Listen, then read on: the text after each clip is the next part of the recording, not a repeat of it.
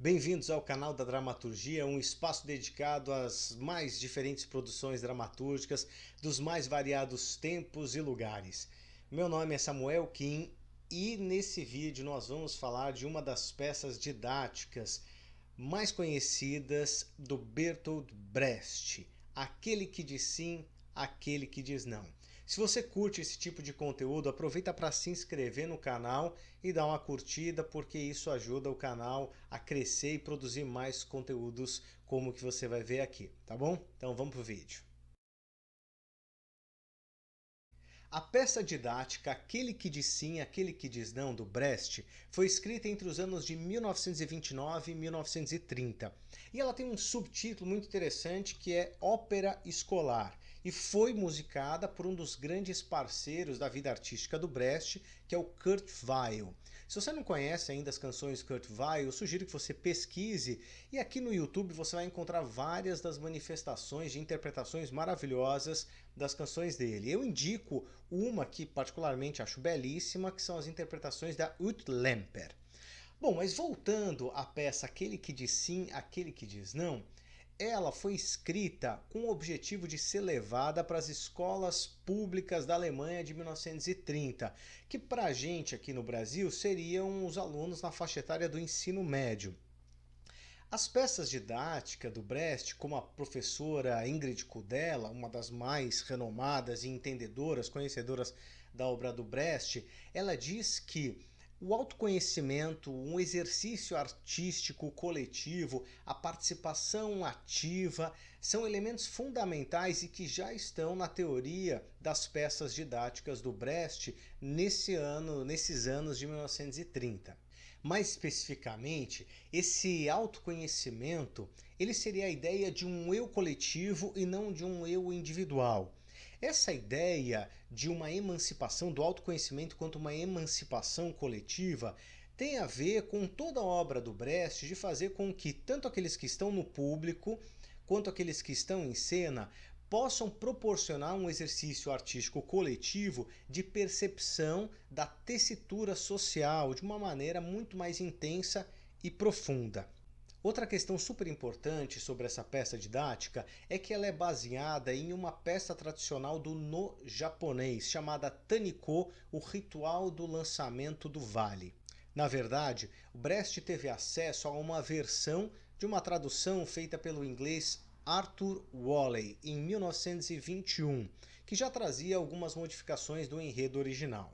Em síntese, o original japonês conta a história de um menino que pede ao seu mestre, que é um Yamabushi chamado Sotsu no Ajari, para ir junto numa peregrinação e fazer uma reza nas montanhas, reza essa para sua mãe que está adoentada. Depois de muito insistir, o mestre, o Sotsu no Ajari, aceita levar o menino nessa peregrinação. O que acontece é que no meio da viagem, esse garoto ele se cansa e ele adoece. E aí aparece a grande lei, ou aquilo que deve ser seguido enquanto costume, que é a lei do Taniko. Se isso acontece com alguém na viagem, o fato de se adoecer, ele deve ser lançado vale abaixo. E assim os peregrinos, junto com o mestre, têm que tomar essa decisão e eles fazem cumprir aquilo que é a lei do Taniko, e lançam o menino abaixo, vale abaixo, para sua morte. Acontece que o próprio mestre, o Yamabushi Sotsu no Ajari, discorda dessa situação e mais alguns peregrinos. E eles vão fazer uma reza ao fundador do Yamabushi, da seita do Yamabushi e a outros seres sobrenaturais, para que esse menino volte à vida. E a dramaturgia japonesa termina com esse menino voltando à vida, trazendo uma certa esperança. Essa obra Taniko, ela data de aproximadamente o século XV e ela é atribuída a Komparu Zenshiku. Há outras versões escritas ao longo dos séculos. Vale lembrar que aqui no Brasil, o Zé Celso com o Teatro Oficina fizeram a sua montagem do Taniko. Bom, dados os créditos à dramaturgia japonesa, vamos à peça do Brecht. Aquele que diz sim, aquele que diz não, conta com 6 personagens: o professor, o menino, a mãe do menino, 3 estudantes e também um grande coro. O texto ele é dividido em 2 partes, aquele que diz sim e aquele que diz não. E cada uma dessas partes é dividida em 2 cenas. A cena 1 de ambas as partes apresenta a situação e ela se repete, apenas com algumas pequenas variações de fala, mas a situação ela é a mesma. Qual é essa situação apresentada? O professor chega à casa do menino querendo saber o porquê que ele está tão ausente das aulas e o menino explica que ele está ausente porque a sua mãe está doente. Muito bem, colocado isso, o professor diz que vai fazer uma viagem e com isso vai atravessar as montanhas em busca de uma conversa com médicos, em busca de uma cura para uma epidemia que a cidade está vivenciando. O menino, por ter a sua mãe doente, pede ao seu professor que ele também vá nessa viagem porque ele quer trazer a cura à sua mãe. O professor, ele avisa dos perigos dessa viagem e mesmo assim, tanto o menino quanto a mãe, eles concordam em que o rapaz faça essa viagem. Muito bem, eles saem em viagem, o professor, o menino e mais outros estudantes. Acontece que no meio dessa viagem, o rapaz fica cansado e adoece.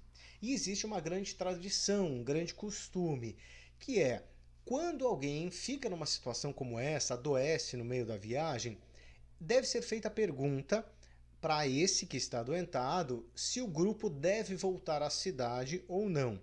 E o grande costume diz que a resposta deve ser que não, que o grupo não deve voltar à cidade e que ele deve ser cumprido o costume, e esse costume é que seja jogado pelo vale abaixo, montanha abaixo, e trazendo a morte, levando a morte. Muito bem, na primeira parte, aquele que diz sim, o menino está adoentado e ele concorda em ser jogado vale abaixo e morrer. E ele só faz um pedido que os demais tragam a cura para sua mãe. Então ele aceita a tradição. Já na segunda parte, aquele que diz não, é o momento em que o rapaz reluta a essa tradição, a esse costume, que ele vê como um costume sem sentido, que é ser jogado vale abaixo e que levando-o à morte.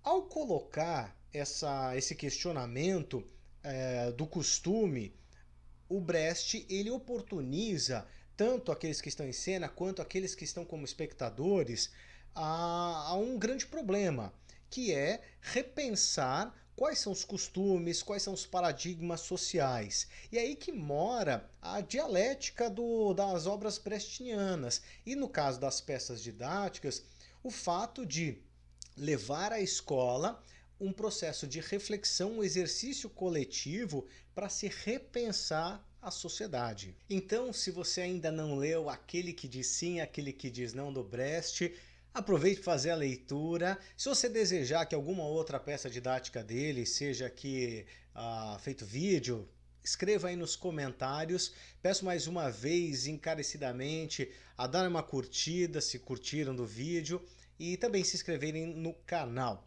Bom, se tiverem alguma outra ideia, alguma proposta de outra dramaturgia que não seja brechtiana, enfim, pode pedir nos comentários ali, eu vejo a possibilidade de ser atendido, tá bom? Um abraço e até o próximo vídeo.